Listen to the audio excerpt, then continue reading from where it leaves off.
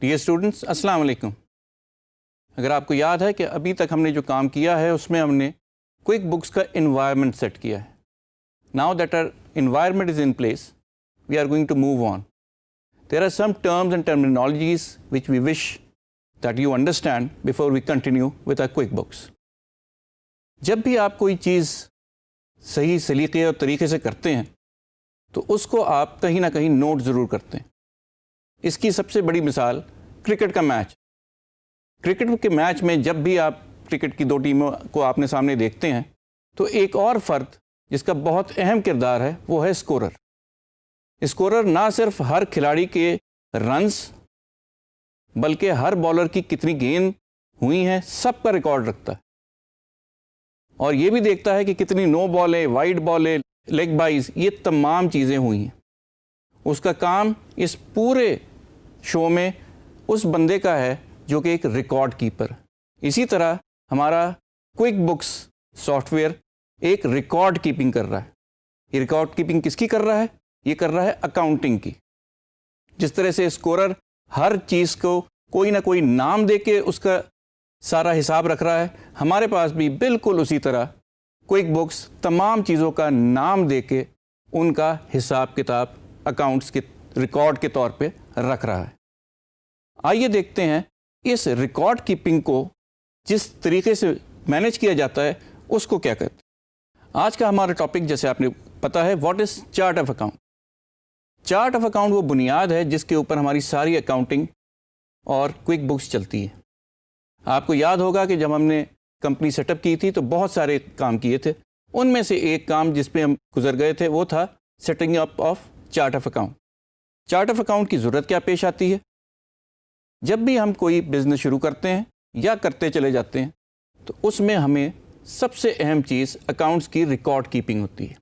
Record keeping اس لیے ضروری ہے تاکہ ہمیں یہ پتہ چل سکے کہ ہمیں اس بزنس سے کتنی آمدن اور کتنے اخراجات ہو رہے ہیں، اور ہم کس کس کو پیمنٹ کر رہے ہیں اور کس کس سے پیمنٹ وصول کر رہے ہیں۔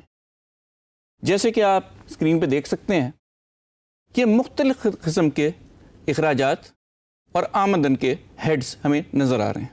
مثال کے طور پہ الیکٹریسٹی بل، مثال کے طور پہ کوئی پرچیز آف گڈز، کوئی بھی چیز ہم جو خریدتے ہیں بیچنے کے نیت سے اسے ہم کہتے ہیں purchase of goods for cell.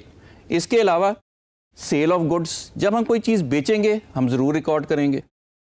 کیا ضرورت ہے؟ تاکہ ہمیں یہ پتہ رہ سکے کہ ہمارے پاس کتنا مال موجود تھا، کتنا بک گیا، اور اب ہمارے گودام میں کتنا پڑا ہوا ہے۔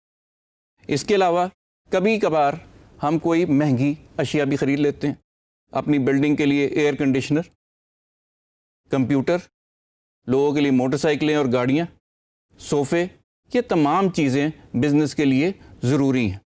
اسی کے ساتھ ساتھ روزمرہ کے استعمال کے لیے اسٹیشنری، کاغذ، پینسل، آپ کی تمام چیزیں جو آپ استعمال میں لاتے ہیں وہ ہم ساتھ ساتھ خریدتے جاتے ہیں، اور بزنس اسی طرح چلتا ہے۔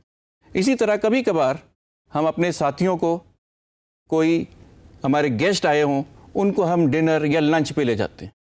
یہ تمام پارٹ ایک بزنس کے ساتھ ساتھ چلتا رہتا ہے، لیکن یہ سارے اخراجات اور تمام کے تمام ہمارے جتنے بھی ذرائع آمدن ہیں ان کو ہمیں ریکارڈ کرنا بہت ضروری ہے۔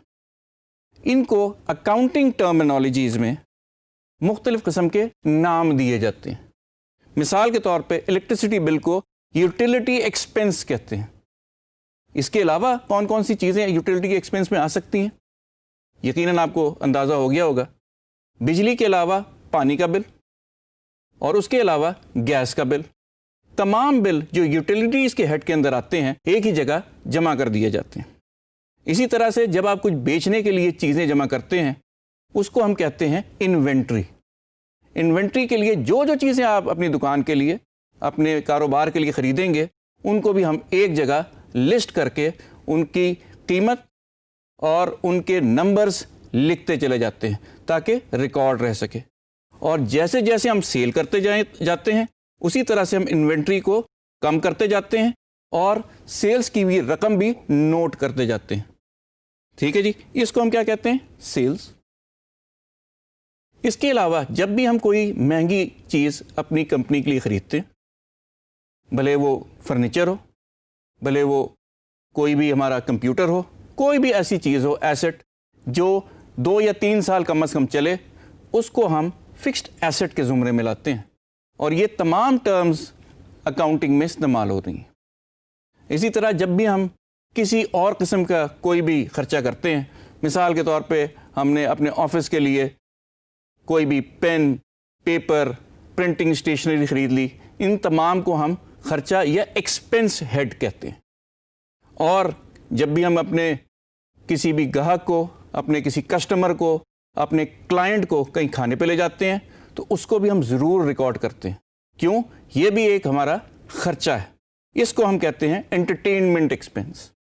اب یہ اتنے ٹائپ آف انکم اور ایکسپنسز ہمارے سامنے آ گئے، اس تمام چیزوں کی جب ہم لسٹ کرتے ہیں تو ایک چارٹ بن جاتا ہے، جس چارٹ میں ہم تمام اپنے ایکسپنسز اور تمام اپنے انکم لکھتے چلے جاتے ہیں۔ اچھا، بعض دفعہ یہ ہو سکتا ہے کہ ان تمام نمبرنگ، بلکہ یہ تمام جو ہم نے ڈیٹیل یہاں دی ہوئی ہے وہ آپس میں مکس نہ ہو جائے، تو ہم اس کو نمبر کر دیتے ہیں۔ اس نمبرڈ اسکیم کو ہم کہتے ہیں چارٹ آف اکاؤنٹس، جس میں کہ ہمارے تمام اخراجات، تمام آمدن، اور اس کے علاوہ اگر ہم نے کسی کو پیسہ دینا ہے اس کی لسٹ، اگر ہم نے کسی سے پیسہ لینا ہے اس کی لسٹ، اور سب سے اہم جتنے پیسے ہم نے اپنی جیب سے اس بزنس میں لگائے ہیں یا ہم نے کسی سے قرض لے کے بزنس میں لگائے ہیں، ان تمام کی لسٹ ایک آدھ جگہ موجود ہونی ضروری ہے۔ اس کے بغیر کوئی بھی حساب کتاب یا اکاؤنٹنگ رکھنا ممکن نہیں ہوتا۔ اس طریقہ کار کو جس کے اوپر ہم کام کرتے ہیں، اور اس پوری اکاؤنٹنگ کی جو بیس ہے وہ چارٹ آف اکاؤنٹ پہ ہے۔ آپ کے جتنے بھی انکم یا ایکسپنس ہوگا وہ ہم کہیں نہ کہیں ریکارڈ ضرور کریں گے، اور ریکارڈنگ کے جو ہیڈز ہیں وہ کہلاتے ہیں chart of accounts. The core of your accounting system is going to be chart of account, جس کے اوپر آپ کا تمام اکاؤنٹنگ کی عمارت کھڑی ہوگی۔ اچھا، ہم نے یہی کام جب ہم ایک اپنی کمپنی سیٹ اپ کر رہے تھے تو کوئک بکس کے اندر کیا تھا۔ وہ ہم نے کام کس طرح سے کیا؟ جب ہم ڈیفائن کر رہے تھے کہ ہماری کمپنی کس ٹائپ کا کام کرے گی، اگر آپ کو یہ اسکرین یاد ہو جو ہمیں ابھی نظر آ رہی ہے، تو ہم نے چوز کیا تھا کہ کنسٹرکشن کا ہم کام کریں گے۔ جیسے ہی آپ نے کمپنی کا کام کا تعین کیا اور سلیکشن کی، تو کوئک بکس کے پاس جو اسٹینڈرڈ چارٹ آف اکاؤنٹ موجود ہے اور جو لنکڈ ہے کنسٹرکشن بزنس کے ساتھ، وہ آپ نے خود بخود چوز کر لیا ہے اپنے کام کے لیے۔ یہ اسٹینڈرڈ چارٹ آف اکاؤنٹ اب آپ کے ساتھ اس کوئک بکس کے کمپنی کے ساتھ ایسوسیٹڈ ہے، کنیکٹڈ ہے۔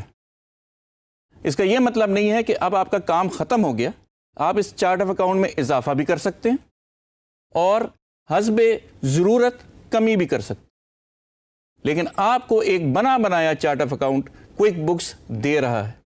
کوئک بکس ہمیں یہ چارٹ آف اکاؤنٹ کیوں دے رہا ہے؟ اس کی ریزن یہ ہے کہ آگے جا کے آپ کو اندازہ ہوگا کہ ہماری ساری رپورٹنگ جو ہم بعد میں profit and loss, balance sheet, ان تمام فائنینشیل اسٹیٹمنٹس کی کریں گے، وہ تمام کی تمام کا بیس چارٹ آف اکاؤنٹ سے نکلنے والا ڈیٹا ہوگا۔